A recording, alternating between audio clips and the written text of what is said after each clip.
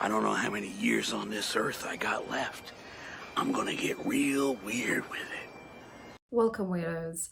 This vlog is about weird, alt, transgressive, or just less mainstream books. And today, we've got a woman wandering through bear country, looking for herself and maybe a little chaos. A book of spells that reads like a grimoire of a Victorian apothecary on mescaline.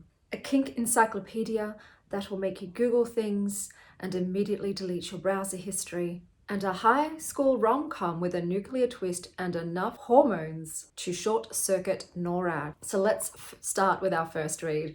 And this is Little Miss Apocalypse by Danger Slater. First kiss, final countdown. In this novella, Danger Slater introduces us to Elizabeth, a socially awkward 80s movie-obsessed teenager with a singular goal: to trick the most popular boy in high school into being her prom date. Her gothy best friend is on board, but there's a twist. Elizabeth has a secret missile hidden in her vagina, ready to detonate on the day she gets her first kiss. Slater's writing is bizarre. It blends crass humor with meta-literary sensibilities. The narrative is riddled with very cartoony characters, amusing turns of phrase, and hilarious imagery. It is a quick, ludicrous fun read. Much more fun than the turbo disaster from 74,000 years ago. I think a lot of readers might find the content just really dumb and ridiculous, but I personally enjoyed its satirical take on coming-of-age teen rom-coms. Little Miss Apocalypse is a wild ride through the absurd, the grotesque, and the hilariously inappropriate. It's not for the faint of heart, but for those willing to embrace its madness,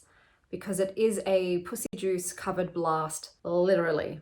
The book is hilarious. Okay, you've got a teenage girl who's just being a teenage girl. She's practicing kissing on her pillow, hoping her crush's girlfriend gets titty cancer, and thinking that Jeff Goldblum is giving hot grandpa vibes. Totally relatable. There's salad tossing on page 20, satanic rituals Chucky style on page 30, and driving through your crush's bedroom wall and decapitating his sex doll Kami Sue on page 40. This book is filled with a million 80s movie references, capital letters, and enough teenage angst and hormones to go full Chernobyl. It's like all of the spoof rom-com movies from the past mixed with Team America World Police. It is stupid, but really entertaining. The dumbest shit ever, but it made me happy. Like, don't take this seriously. I loved it. I had a grand old time. And then we've got Deviant Desires by Catherine Gates. And this is a field guide to fetishes you can't unknow. I can barely show you any of the pictures in this. Is this one okay? All right, there's no nudity. This is the balloon one. You know how sometimes you want to Google something, but are scared that the FBI will knock down your door? This is that in book form. From plushophilia to macrophilia to cranking, which is not about car engines. This book is a PhD thesis from the University of it teaches you the difference between kinks and fetishes, and it opens with the most popular fetish, which is, you guessed it, the footsie one. Each kink also have their own subgenres or subkinks. The book also lists the major and the minor themes associated with each kink. For instance, let's go with the foot one because at least it's a bit more benign. So one of the subkinks of the footsie one is the gas pedal pumping. And the terminology for that are pumpers and crankers. The core kink is foot. The major themes are power play. The sub-themes are peril. The sub-kinks are cranking and stuck. Related kinks, crush. And erotic equation, pressure on gas pedal. I will give you a warning that you will learn something, but you also might regret it. Some of the topics it covers are sexual taboos and cultural boundaries, exploration of fetishism as identity and expression, fringe desire versus mainstream morality, consent and kink ethics. This does not feature the top three that by their structure cannot include proper consent, and those are the P to the E to the D to the O, necro and beastie philias. The book does treat its subjects seriously, but it does lean into how incredibly strange desires can be, but it does it without judgment. The whole vibe of this book is a librarian whispering your safe word while handing you a very sexy encyclopedia. I can't really talk about the contents of this book because I for sure will be demonetized again. And this time I would have to agree with them about it, but I definitely learned some very juicy things. And I will say, My Little Pony is going to hit real different for me from now on. The next book I read is Spells by Brendan Connell. This is kind of like how it is formatted. And this is a tapestry of surreal wonder. It is a collection of 58 strange, yet brief and imaginative pieces. Every story/poem is a fever dream, touching upon strange magics and poisons, curious births and lost theologies. This is not a plot-driven book. It's a vibes-driven menu of esoteric imagery. The prose to me felt deliberately confusing, kind of like being insulted in Latin by an elegant ghost drunk on absinthe. It's fragmentary and arcane, and I didn't really get it. I didn't. I will read you one of the poems so you can see what it's like. This is probably my favorite one, the one that was the most coherent, I guess, for me. I did read on Goodreads that someone uses this for inspiration for the D&D campaign, so maybe that's a thing. So this is called Gripping Tendrils. Gripping tendrils, clear-eyed flowers. It was morning glories that I cut down and cooked up with aqua vitae, leached the plant of its properties and solidified its essence into a rank and sticky tar. I loaded some into a sepia-light pipe, carved to resemble the head of Zeus, Deus, God, and applied a match to it, puffed away, a sizzling sound. Some pornographic sweet taste dripped onto my tongue. Disgusting nymph. I am rolling on the ground, avoiding the acucellarity of your nipples which stab at me like scimitars, and in my deep champagne austerity I wish to grab them, on them impale my wayward emotions, which like minnows thread their way through the shadows of silence. Then we have Safety in Bear Country by Heather Paul. Very little bears, a lot of Serena being messy. I have to preface this by saying I really misread what this book's vibe and genre would. There's no genre listed on Goodreads. Based on the cover and very few ratings, I thought it would be weird. I thought it would be a bit bizarre and unusual, but this is a litfic. It's 1994 and Serena's life hasn't gone to plan. Despite surviving multiple near-death experiences, she's feeling quite lost and directionless. When a resident of the developmental disability center she works at dies, she decides to leave and takes us on a chaotic cross-continental odyssey filled with questionable decisions, dead-end jobs, spiritual awakenings, and enough internal monologues to power a therapy podcast. It's heavy on the spirituality, psychedelics, and the general aimlessness of being in your 20s, as well as commentary about care work. From Ontario to British Columbia to Australia and Miami, the physical landscapes mirror Serena's internal shifts. Every new setting carries both escape and returning to oneself. It is a finding oneself in their 20s litfic.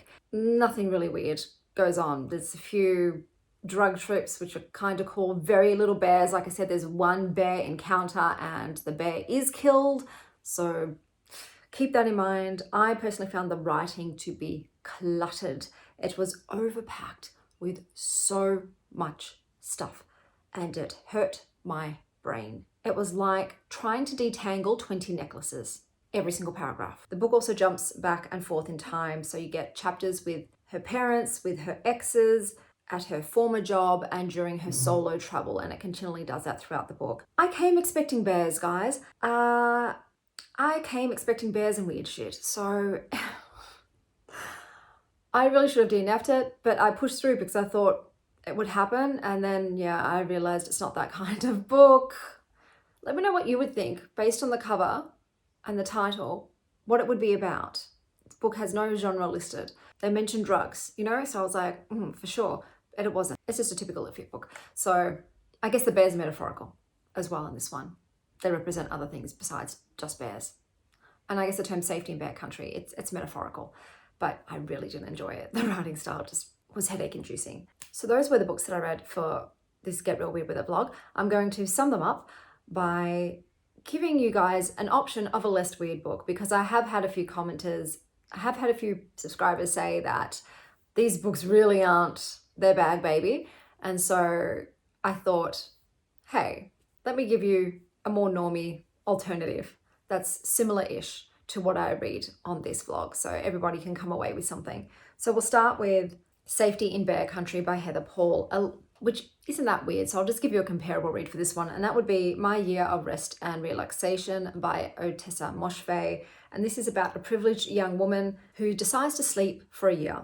It's bleak, weirdly funny, and full of unlikable but fascinating vibes. Think Serena in Bear Country, but sedated and in Manhattan. So we'll do Spells by Brendan McConnell next. A less weird alternative would be Her Body and Other Parties by Carmen Maria Machado. It is surreal short stories, feminist horror, and dark fairy tale vibes that explore magical realism, the body, and existential strangeness. Deviant Desires by Catherine Gates. A less weird option would be Come As You Are by Emily Nagoski. It's sex positive without any risk of stumbling into balloon-based subcultures. And then we have Little Miss Apocalypse by Danger Slater. A less weird option would be Scott Pilgrim's Precious Little Life by Brian Lee O'Malley. It's romantic awkwardness meets stylized violence. If you like their chaotic energy and over-the-top storytelling, but want video game aesthetics and slacker vibes instead of apocalyptic puberty, this is for you. I also highly recommend the movie. It's one of my favorite movies of all time. Mwah, chef's kiss. If you enjoyed this descent into sexy, spooky, semi-lethal reads, comment your favorite safe word down below. Today's perfume is The Ghost in the Shell by Italie D'Orange, and it opens with yuzu, hexyl acetate, and aquatics. It is bright, wet, a high-pitched synthetic flash of citrus. It's yuzu stripped of warmth and dipped in chrome. We then get jasmine lactones and a milky accord. This smells like skin on skin. Soft white florals meet the slickness of milk. It's flesh, both real and imagined. We then have vinyl guacol, moss, musks, and this is a dry down that mimics synthetic skin. It is a cool metal that fades to warm salt, and something oddly comforting lingers. A post-human caress. There's an interplay here between artificial and intimate, digital and biological, soft and unnatural. This is a really interesting, distinct perfume. The first image that came to mind when I wore this was of a sexy, milky android cutting lemons. And it's one of those ones that you just keep going back to sniff because your brain is trying to make sense of it. The book that I would pair with this is Myth Lab's Theories of Plastic Love by Jack Skelly. It's a mashup of erotic theory, synthetic myth, and poetic hallucination. It is a transmission about love, media, and synthetic bodies. Jack's book has slick latex opalescent vibes and is sci-fi, decadent, and mythopornographic. Jack theorizes love in its most artificial incarnations, like a god teaching a machine to yearn. The perfume does the same.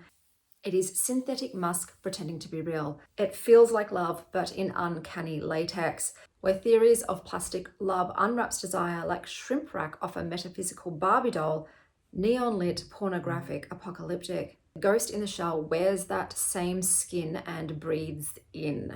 So those were all of the books that I read for this Get Real Weird With It reading vlog. Today, I am going to a witch's market with my mother.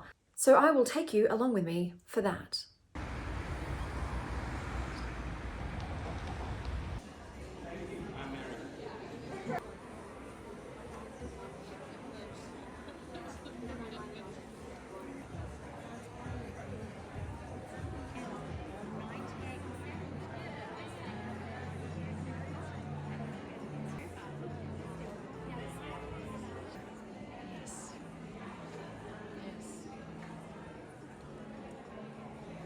Big tiles, probably.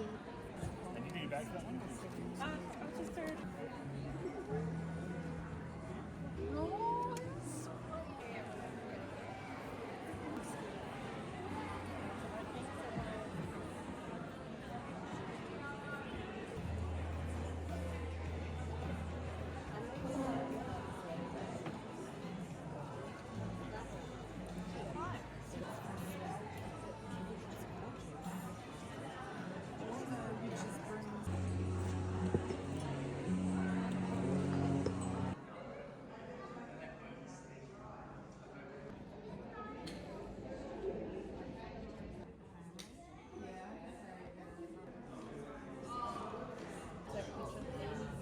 Where I took the photo.